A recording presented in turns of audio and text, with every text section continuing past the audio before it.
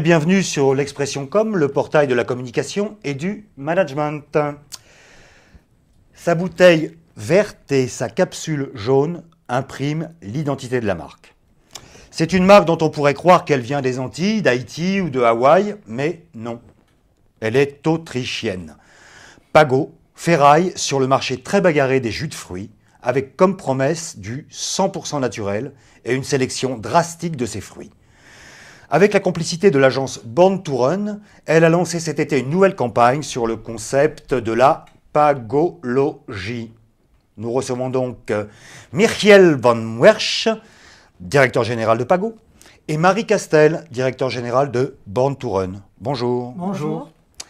Alors, pour commencer, faites-nous une rapide présentation de la marque, son historique, son positionnement, sa présence en France. Pago, c'est une marque premium de jus de fruits et des nectars, que du naturel. Ça fait 20 ans que nous sommes présents sur le marché français, mais quand même presque 125 ans sur le marché européen. C'est une gamme assez vaste de 24 parfums et c'est vraiment de la pure qualité. Et quand vous dites donc depuis 20 ans en France, mais beaucoup plus longtemps en Europe, ça a démarré où et comment? En Autriche. Après l'Autriche, c'était l'Italie. Après l'Italie, c'était la France, l'Espagne, la Croatie. Et on a aussi un département d'export qui travaille dans plus de 40 marchés internationaux. Comment ça se démarque donc de la concurrence en termes de contenu de marque et de qualité produit? Comment ça se démarque? Je crois qu'on doit quand même retracer les pas jusqu'au début, le lancement en France, parce que là, des gens avec beaucoup de passion sont commencés à vendre Pago dans le sud de la France, en Corse et dans le sud-est, pardon. Et ils ont convaincu le marché avec une petite bouteille en verre, avec une qualité excellente et avec un twist-off. C'était vraiment l'innovation parce qu'avant, c'était tout, on était obligé à ouvrir comme ça. Et ils ont convaincu bar par bar, restaurant par restaurant avec leur qualité. Et après, on a créé une tendance de consommation qui s'est passée après à la GMS. Alors, grâce à l'implantation en CHR et CHD, nous avons fait le saut aux magasins, les hyper et supermarchés. Mais alors, à l'origine, c'est une initiative de la marque ou c'est une initiative de distributeur? De la marque. Parce qu'au début, personne ne voulait toucher Pago, c'était trop exotique, ils ne comprenaient pas. Il y avait des marques très établies. Et c'est juste cette passion des personnes qui ont pris la marque au début, qu'ils étaient des salariés. Ils prenaient beaucoup de risques parce qu'ils achetaient la marchandise et ils le revendaient. Et en revendant, ils gagnaient leur vie. Alors on peut quand même vraiment dire que c'est grâce à eux que nous sommes là où nous sommes aujourd'hui. Et vous en êtes où? Alors si on parle un petit peu volume et chiffre d'affaires, en gros en France, c'est quoi? En volume, dans le marché des jus, qui est un marché très intéressant. Des purs jus, c'est ça? On fait des purs jus et des nectars parce que pas tous les fruits sont buvables. On ne peut pas les exprimer comme ça. Ça se dit exprimer? Pressé. Pardon, je suis hollandais, alors mon français n'est pas toujours à l'auteur. Mais les fruits qu'on ne peut pas presser comme ça, on est obligé de trouver des autres façons de leur faire mettre dans une bouteille, quoi. Alors, dans ce marché de jus de fruits qui est assez important, on voit plusieurs segments. Nous sommes actifs dans le segment du premium, vraiment le top du marché avec beaucoup de parfums, avec des produits de très haute qualité, qui est quand même dominé par des marques de distribution. Ils ont quand même 90% du marché. Et sur le 10 qui reste, c'est nous qui nous battons avec des autres concurrents. Et nous avons vous dites que les marques distributeurs ont dans la partie premium, la partie haut de gamme, ils ont 90% de part de marché. Et nous, des 10% qui restent, nous avons la moitié. Ce qui est important de savoir, c'est que Pago, c'est une marque qui a 125 ans. Et c'est Pago, en fait, qui a inventé la notion de jus de fruits premium. Après, évidemment, il y a eu plein d'autres acteurs qui sont engouffrés dans cette voie royale. Mais voilà, donc c'est Pago qui est le leader, en tout cas, dans l'image. Et c'est lui, en fait, c'est cette marque, en fait, qui a créé ce nouveau secteur. Et d'ailleurs, c'est marrant parce qu'aujourd'hui, quand on parle de Pago, tout le monde connaît Pago, tout le monde a déjà goûté du Pago. Donc c'est une référence qui est évidente. Et aujourd'hui, même quand on parle de Pago, on dit toujours « Ah, c'est la Rolls-Royce du jus de fruits ». Et en termes de volume, ça nous donne quoi Ça dépend comment on le voit dans notre part de marché autrement, du segment premium, il est de 5%. D'accord. Hein? D'accord. Et en volume, on peut parler de 60 000 hectolitres. Ok. Aujourd'hui. Aujourd'hui. Mais demain, tout va changer. Bien sûr. La partie Bien GMS, sûr. hein, on est bien clair. Notamment grâce à la campagne qu'on va regarder tout de suite, peut-être. Au moins une partie. On va regarder la partie télé de la campagne, puisqu'il y a aussi une partie digitale, mais on en parlera après. Alors, c'est pas un film télé, c'est une web-série, en fait. D'accord. Voilà. On envoie un épisode.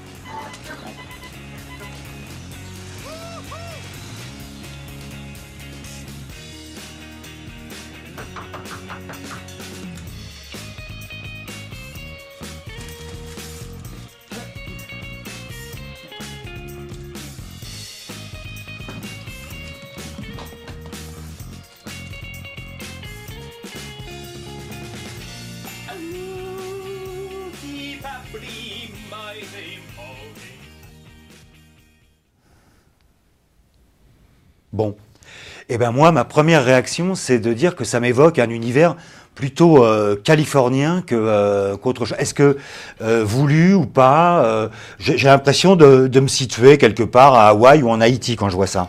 On est plus dans un univers de plaisir, de joie, de plage, parce que là, évidemment, cette web-série est sortie cet été. En fait, la pagologie, en fait, est sortie cet été. Donc, évidemment, c'était dans un contexte de vacances. Donc, les vacances, après, il faut toujours prendre des symboles de vacances. Donc, les vacances, c'est évidemment plutôt les palmiers, la musique joyeuse, etc.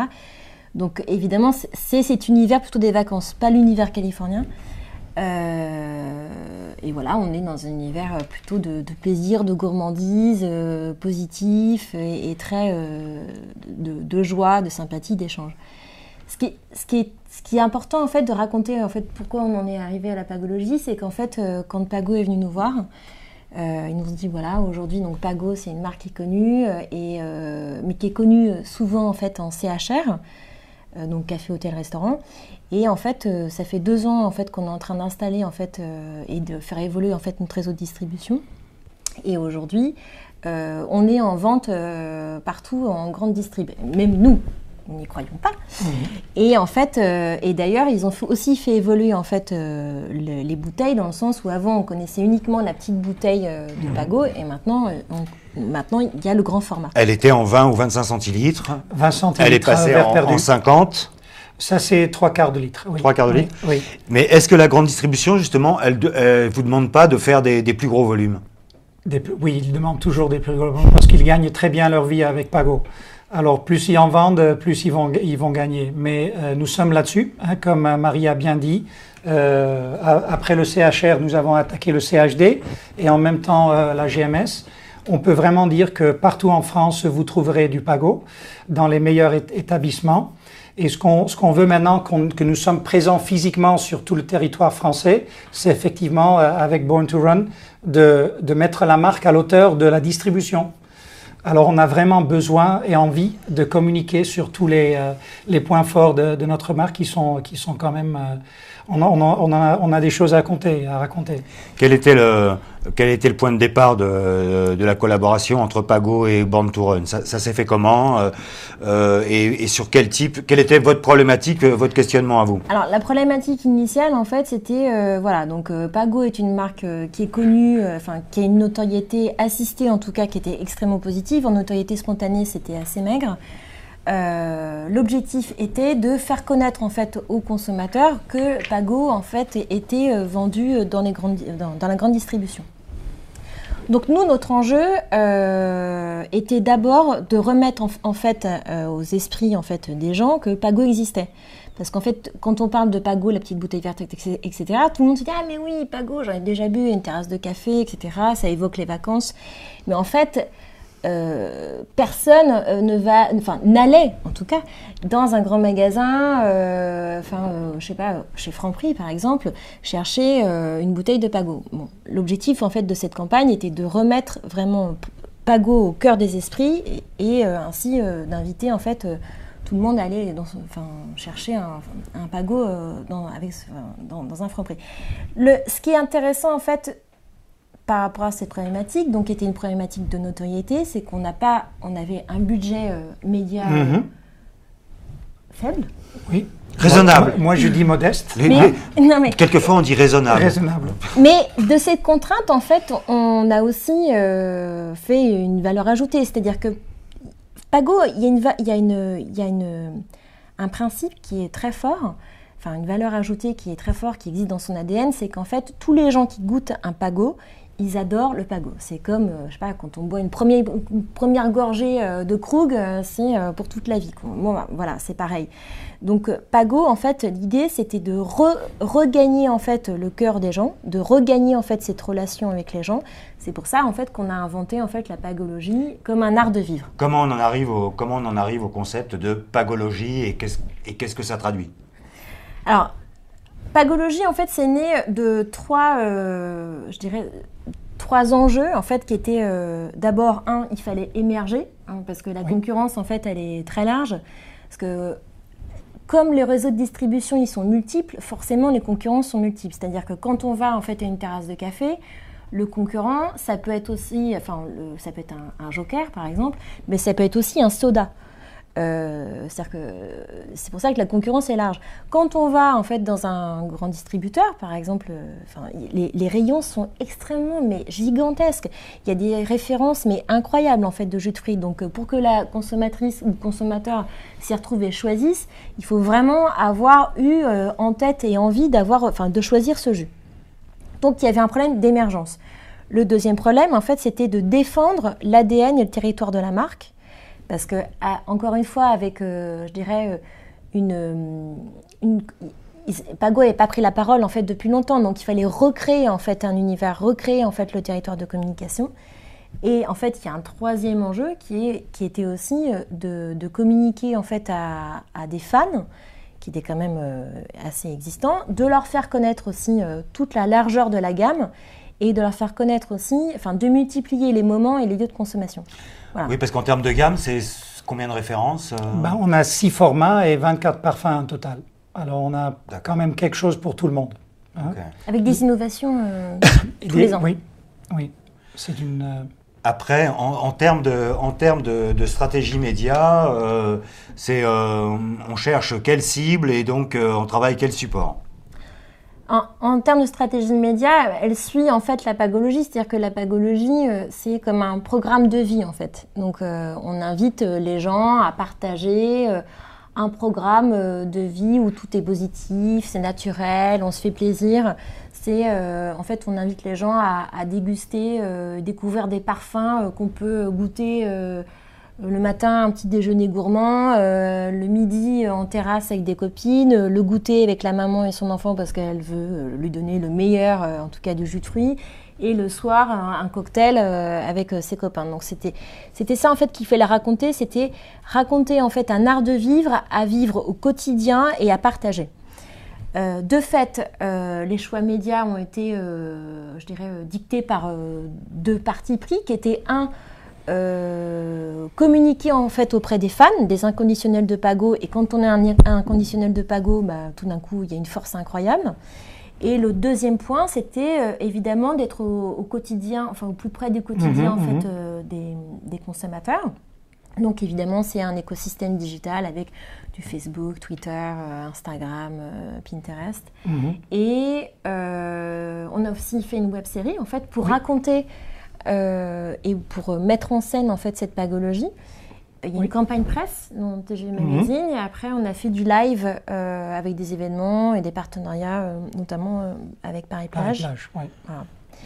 Et la web-série, c'est 3 volets différents, c'est ça, hein? C'est 3 volets où à chaque fois, en fait, on met en scène sur 3 cibles différentes un jeune étudiant, une maman et une jeune fille, une jeune célibatante de 30 ans. En fait, il leur arrive à chaque fois des moments un petit peu galères dans leur vie et Pago vient adoucir un petit peu ces moments et leur rendre leur vie plus joyeuse. Voilà.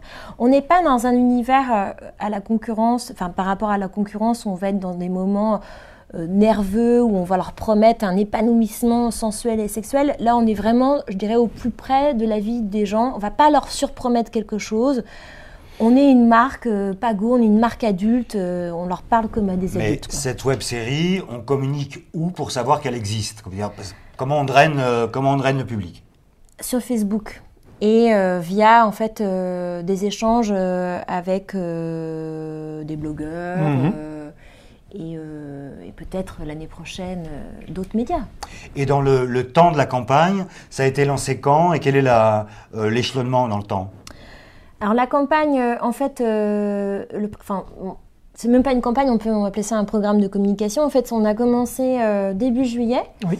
Parce qu'on voulait commencer à un moment donné, un moment en fait où il y a une forte consommation en fait de jus de fruits qui est plutôt évidemment l'été, mais où on essaye évidemment de créer en fait des moments de consommation qui sont hors été.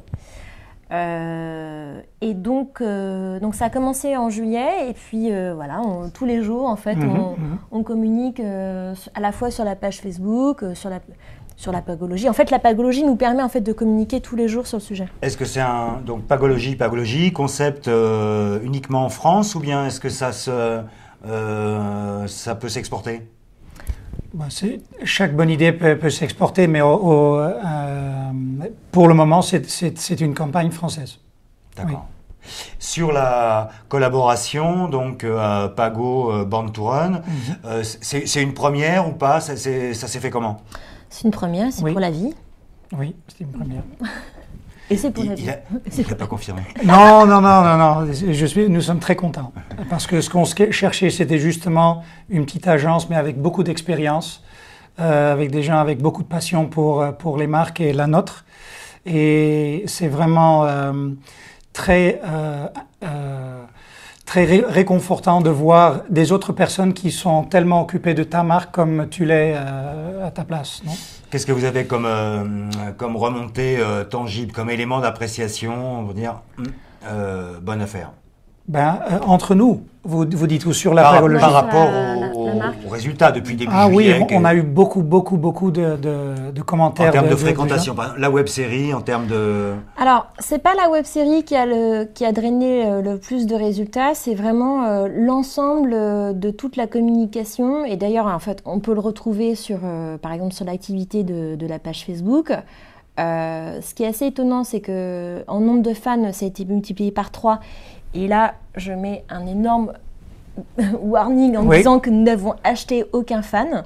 Et donc, c'était vraiment, grâce aussi à la force du community management qu'on a mis en place et par rapport justement au ton qu'on a mis en place. Donc, en fait, tous ces gens qui sont venus en fait, sur la page fan de Pago France, de la pagologie, sont venus d'eux-mêmes et en adhérant en fait au concept. Voilà. Oui. Et en fait, donc, on a multiplié par 3 le nombre de fans. Alors, quand on multiplie par 3, on arrive à combien? 3500 aujourd'hui. Oui. Mais c'est pas ça qui compte. En fait, ce qui compte, c'est l'activité, en fait, de ce que racontent les gens. Et en fait, la page, elle vit tous les jours. Voilà. Oui. Après, ce qui est fort aussi, c'est qu'on a des remontées aussi, par exemple, en distribution, où il y a des consommateurs qui vont voir en fait les vendeurs en disant « mais vous n'avez pas du Pago ». Ça, pour nous, ça c'est absolument génial. On a l'impression d'avoir rempli une croix gigantesque quand un consommateur va voir un caissier en disant « vous n'avez pas du Pago ». Ça, c'est formidable pour nous. Et dernière question. Oui. Est-ce que ça vous a servi en termes de référencement en grande distribution? ou pas? Est-ce que c'était un des objectifs? Oui, parce que nous sommes en train, nous venons de rentrer dans la prochaine vague de négociations avec les comptes clés, et ça fait absolument partie de notre présentation. Et la plupart des acheteurs ont vu notre communication, alors ça aide absolument. Oui. Très bien. Eh bien, je vous remercie. Merci. Merci à vous.